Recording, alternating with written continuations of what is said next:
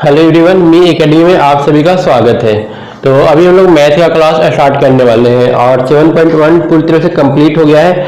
अब आते हैं हम लोग चैप्टर एक्सरसाइज 7.2 में। एनसीईआरटी का बुक है और आपको क्लास का शेड्यूल बता दें। 11 बजे आपको करीब हर दिन, ठीक है, फिजिक्स का वीडियो है 11 बजे आपको यूट्यूब पर मिल जाएगा, 11 AM एवरी डे। और 11:30 से 11:40 के बीच आपको मैथ का वीडियो जो है वो भी अवेलेबल रहेगा, ठीक है। तो ये जो टाइमिंग है फिजिक्स का और ये जो हो गया वो मैथ का टाइमिंग है, तो आप जाकर के देख लीजिएगा। और अगर आपको फिजिक्स का प्रीवियस ईयर का क्वेश्चन चाहिए तो वो सारा प्लेलिस्ट में अवेलेबल है, एक बार प्लेलिस्ट खोल करके देख लीजिएगा इलेक्ट्रिकल का।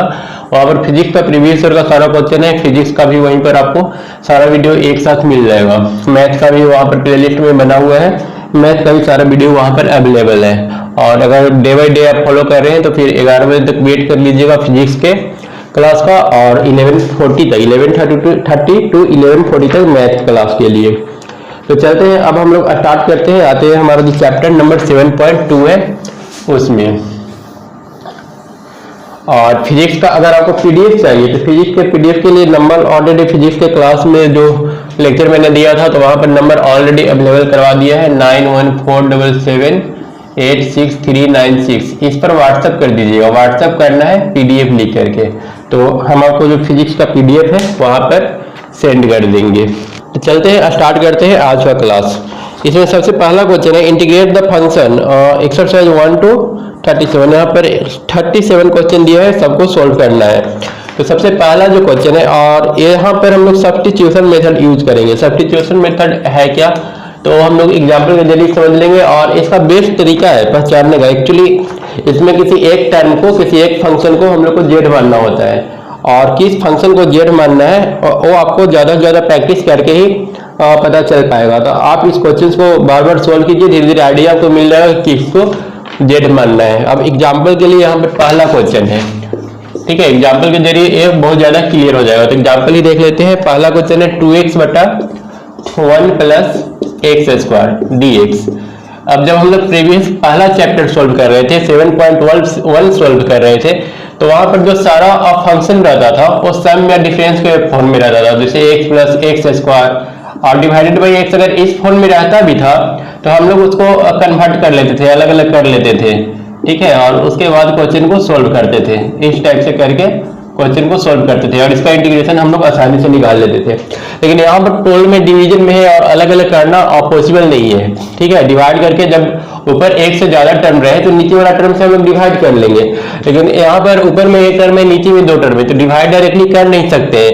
तो इसका सोल्यूशन क्या है, इसका सोल्यूशन है हम लोग इसको नीचे वाला जो टर्म है उसको जेड मान लेंगे। Let z is equal to 1 प्लस x²।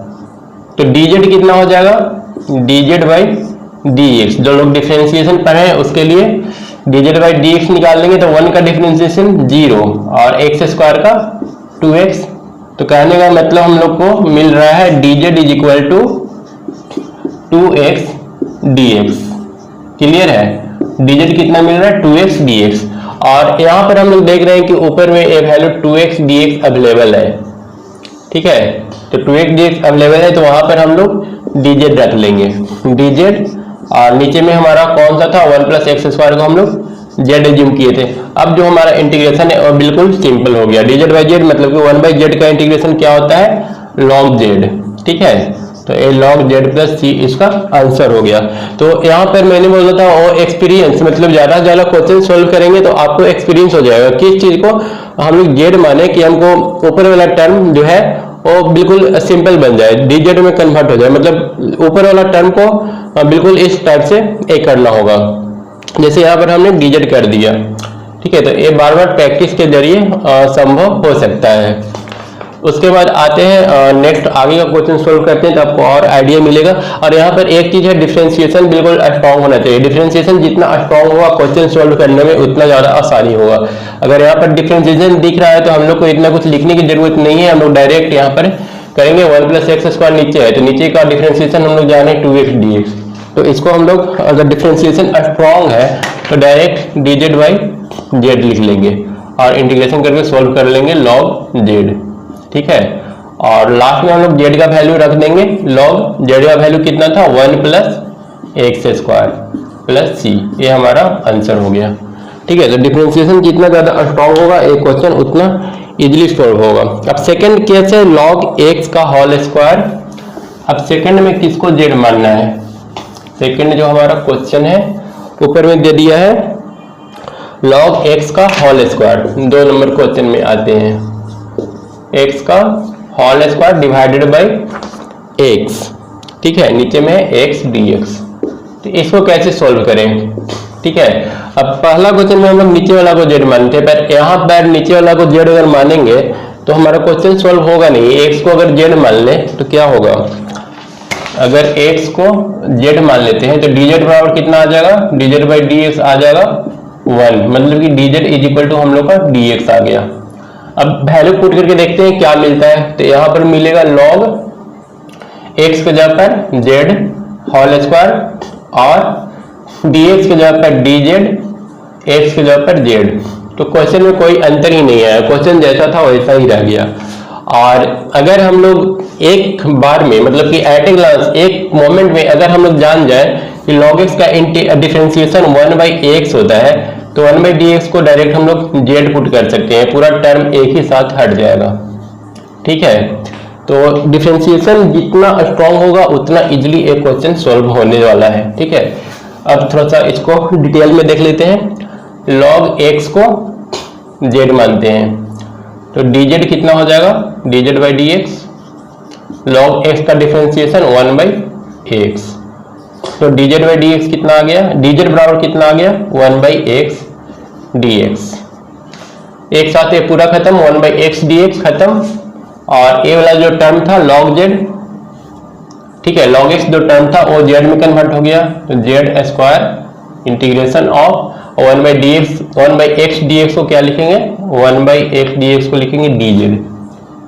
क्वेश्चन फिनिश, खत्म हो गया।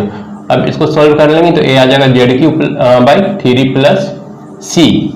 अब z का वैल्यू हम लोग पुट कर लेते हैं। z को हम लोग log x एज्यूम किए थे, तो log x/3 log x का होल क्यूब होगा प्लस c। ये हमारा हो गया 2 नंबर क्वेश्चन। क्लियर है? अब आते हैं क्वेश्चन नंबर 3 में। क्वेश्चन नंबर 3 क्या बोल रहा है? क्वेश्चन नंबर 3 है 1/x + x log x। अब यहाँ पर किसको z मानना होगा? 1/x + x log x dx। तो यहाँ पर सबसे पहले तो कॉमन ले सकते हैं, तो कॉमन ले लेते हैं, निकाल लेते हैं। तो integration of 1/x × 1 + log x, यह वैल्यू आ जाएगा और यहाँ पर हम लोग dx ही रहने देंगे। इसको सॉल्व कर लेंगे, तो इसको सॉल्व करेंगे तो इंटीग्रेशन ऑफ अब तो यहाँ पर कुछ हम लोग कर नहीं सकते, तो कुछ कर नहीं सकते तो यहाँ पर एक चीज दिख रहा है कि log x को अगर z माने तो 1/x dx हमारा काम फिनिश हो जाएगा।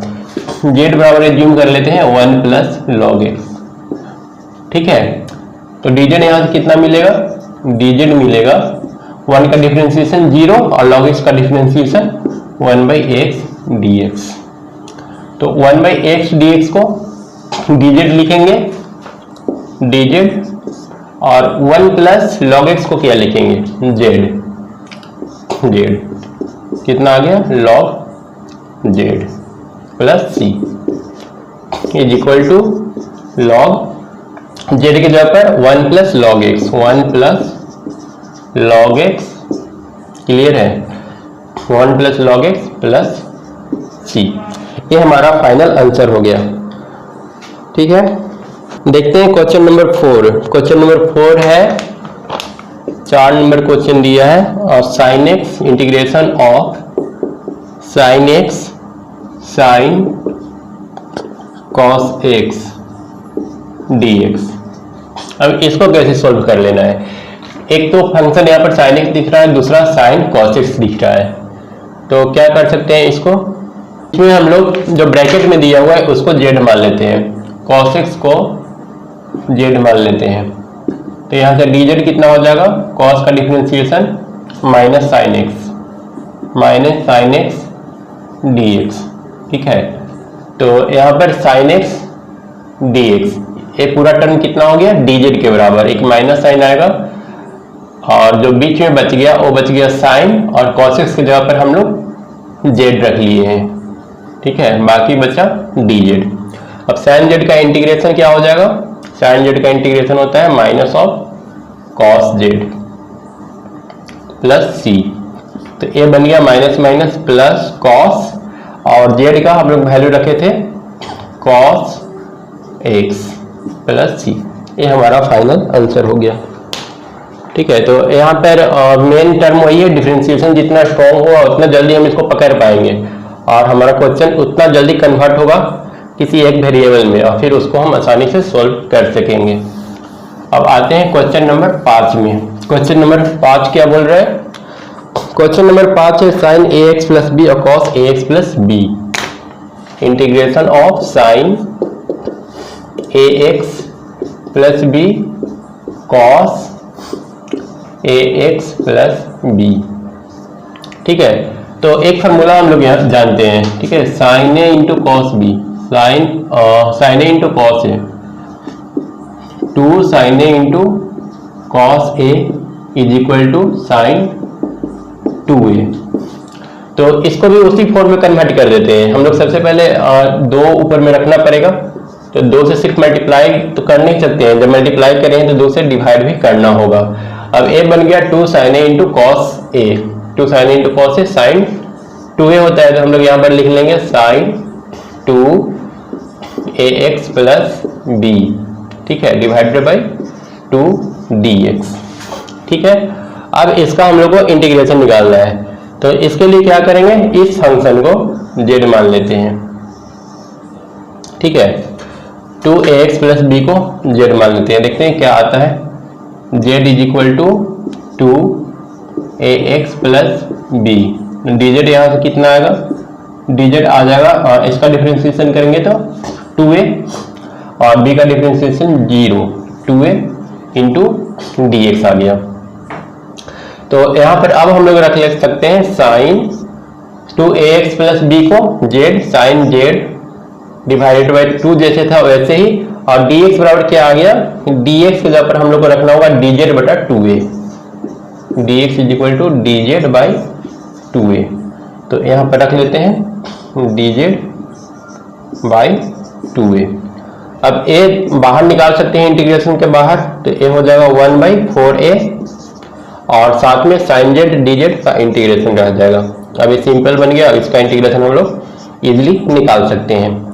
तो ये बन गया 1/4a, और साइन जेड का integration minus cos Z, minus cos Z की जगह पर हम लोग क्या रखना है, जेड की जगह पर रखना है 2ax प्लस b। ये हमारा फाइनल आंसर हो गया। ये था क्वेश्चन नंबर 5।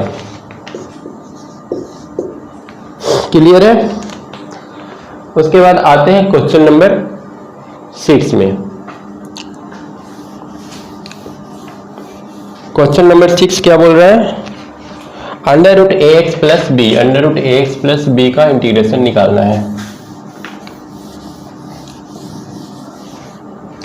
तो under root A X plus B कैसे सॉल्व होगा, under root A X plus B. तो यहाँ पर तो कुछ है नहीं, बस एक ही टर्म है, तो हम लोग इसी को जेड मान लेते हैं। जेड बराबर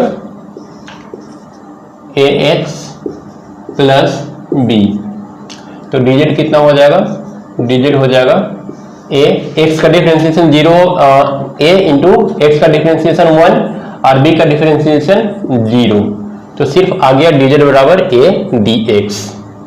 ठीक है, तो यहां से dx कितना आ जाएगा, dx आ जाएगा dz बाई ए। तो यहां पर हम लोग सॉल्व कर लेंगे। Under root A X plus B के जगह पर ए एक्स प्लस बी के जगह पर z रखना है, अंडर रूट है तो पावर 1/2 और dx के जगह पर dz बाई ए रखना है। ए को बाहर निकाल लेते हैं, ए हमारा क्वेश्चन इस टर्म में कन्वर्ट हो गया।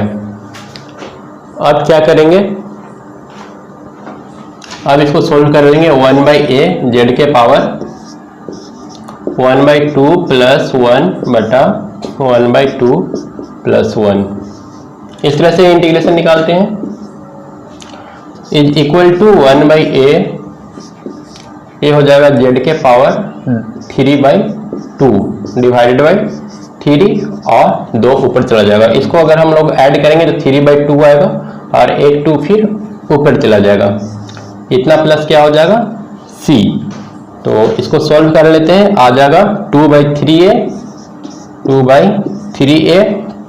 यहाँ से, और z के पावर 3/2 z की जगह पर हम लोग लिखेंगे ax प्लस b के पावर 3/2 और साथ में प्लस c है। क्लियर है। उसके बाद क्वेश्चन नंबर 7। क्वेश्चन नंबर 7 क्या करना है,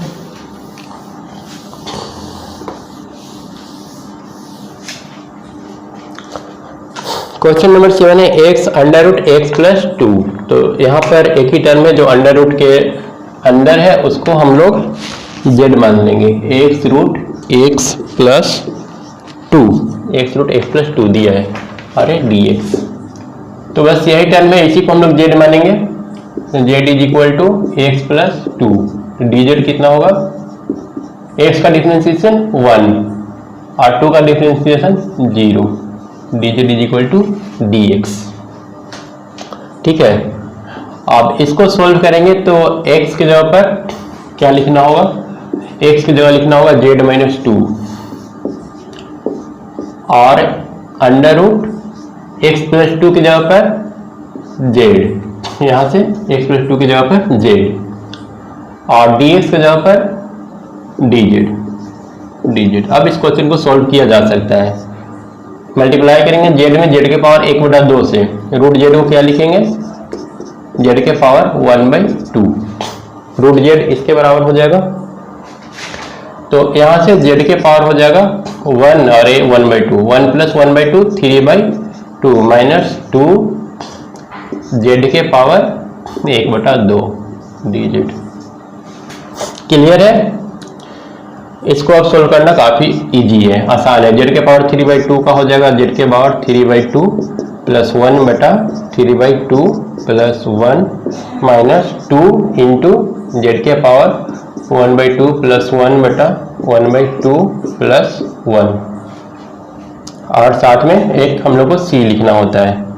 इसको सोल्व कर लेंगे तो कितना देगा, z के पावर 3 और 2 5/2 बटा, ये भी 5/2 होगा तो 5 ऊपर 2 नीचे, 5 नीचे 2 ऊपर, माइनस यहाँ पर 2 ऊपर चला जाएगा तो 2 में 2 से मल्टीप्लाई करेंगे 4, z के पावर 3/2 और यहाँ पर 3 प्लस c। ठीक है। उसके बाद इसको एक स्टेप और आगे बढ़ाना है तो हम लोग का आंसर आ जाएगा। तो काफी इजी है। 2 इंटू जेड की जगह पर हम लोग को x प्लस 2 सिर्फ रख देना है, इज इक्वल टू 2/5 जेड की जगह पर x प्लस 2 का पावर कितना हो जाएगा 5/2 और माइनस 4/3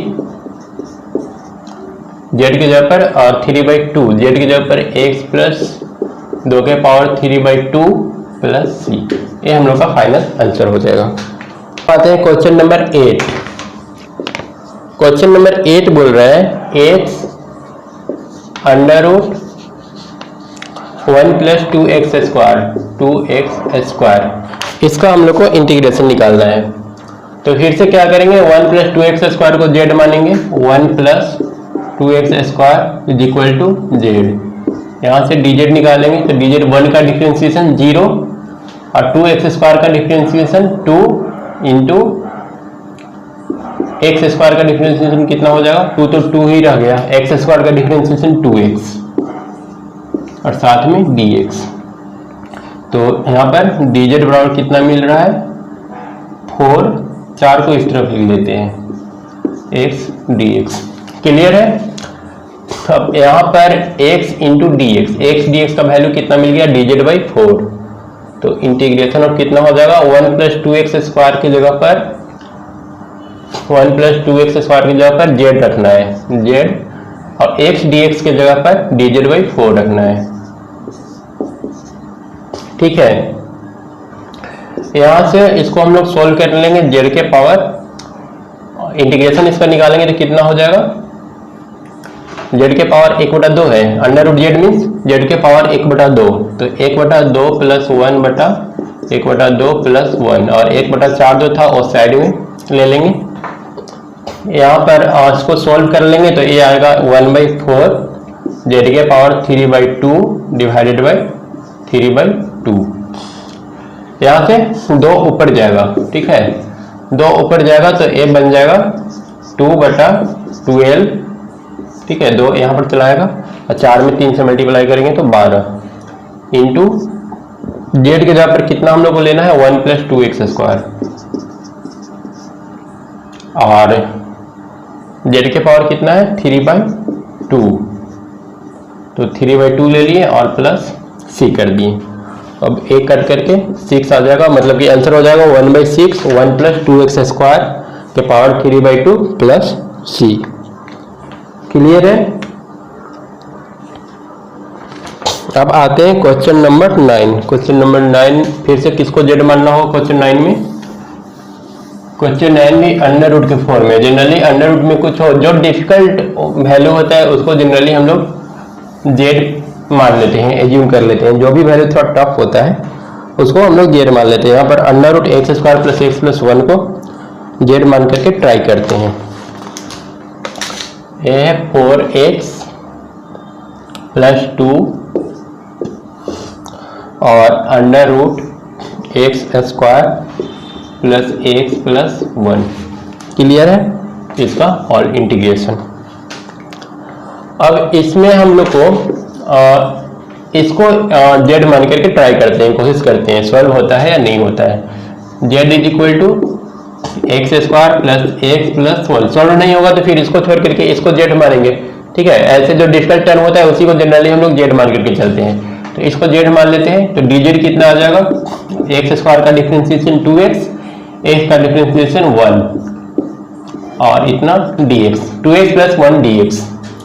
और यहाँ पर भी अगर हम लोग 2 कॉमन ले लें अंडर रूट, इसको तो हम लोग को जेड लिख लेना है, और जब 2 कॉमन ले लेंगे तो a बन जाएगा 2x + 1 dx, और इसको हम लोग पहले ही एज्यूम कर चुके हैं dz, तो a आ जाएगा 2 इंटीग्रेशन ऑफ z के पावर 1/2 dz, क्योंकि ये पूरा वैल्यू dz के बराबर है।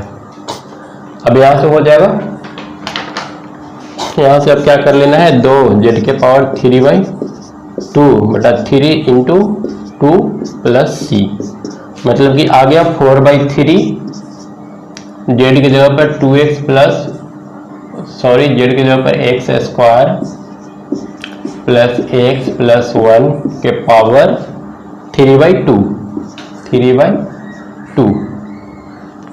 क्लियर है, प्लस c, ये हमारा आंसर हो जाएगा। उसके बाद आते हैं क्वेश्चन नंबर 10 में। क्वेश्चन नंबर 10 लिया है 1/x - √x, तो ये कैसे होगा? 10 नंबर क्वेश्चन है, integration of 1/x - √x dx।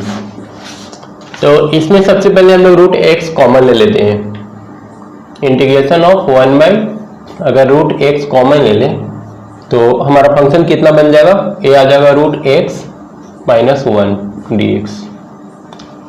अब जो ब्रैकेट वाला टर्म है उसको हम लोग z मान लेते हैं, मतलब कि z = √x - 1, ठीक है।